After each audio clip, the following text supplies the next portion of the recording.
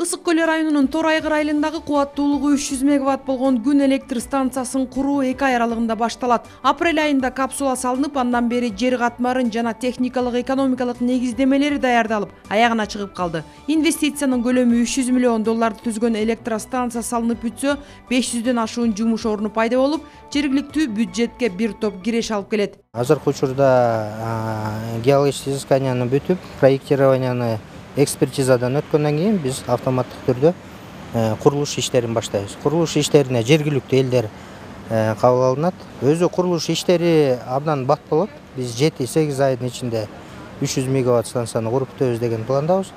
Бирок ушу курулуш иштеринде эме бар экен да,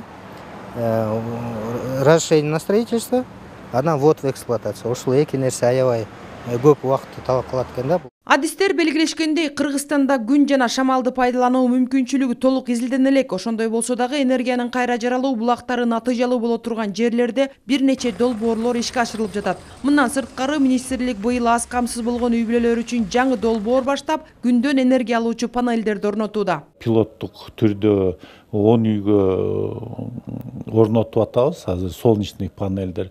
Булар дайыма эле мамлекеттен субсидия сурабай, булар уже ошол станция менен өзлөрүн электр менен камсыздап, анан өзүнүн ашыкчасын биздин системага саткандай мүмкүнчүлүктөрдү түзүп бердик. Буюрса бул да бир чоң проектке айланса, бул да көп Кыргызстанга пайданы алып келе турган иш.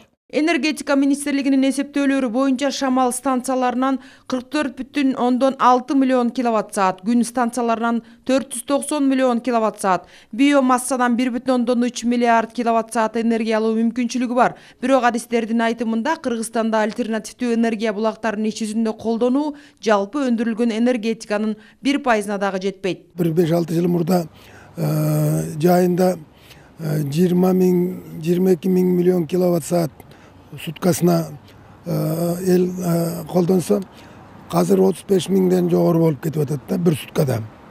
Ошондуктан генерациянын аздыгы, анан экинчиси колдонуунун көптүгү. Чакан кестер азырынча курулуп кетсе көбүрөөк, кичине энергетикага, генерацияга жардам тиет деген ой ушуну менен чечилип калышы мүмкүн да. Иликтөөлөргө таянсак, бүгүнкү күндө кичи ГЭСтерге жабдууларды орнотуу үчүн 100дөн ашуун жер бар. Ысык Көл облусунда шамал электр станцияларын жана өлкөнүн түштүгүндө күн станцияларын ишке киргизүү үчүн жакшы шарттар түзүлдү. Маселен, балыкчыга жакын жайгашкан шамал станциясы болжол менен шаар калкынын жарымынын керектөөсүн жабат. Эгер ушул сыяктуу генерациялоочу кубаттуулуктар башка аймактарда да пайда болсо, анда өлкөнүн энергетикалык коопсуздугу бир кыйла жогоруламак. Айжан Омолдошова, Бекжан Токтосунов, Ала Тоо 24.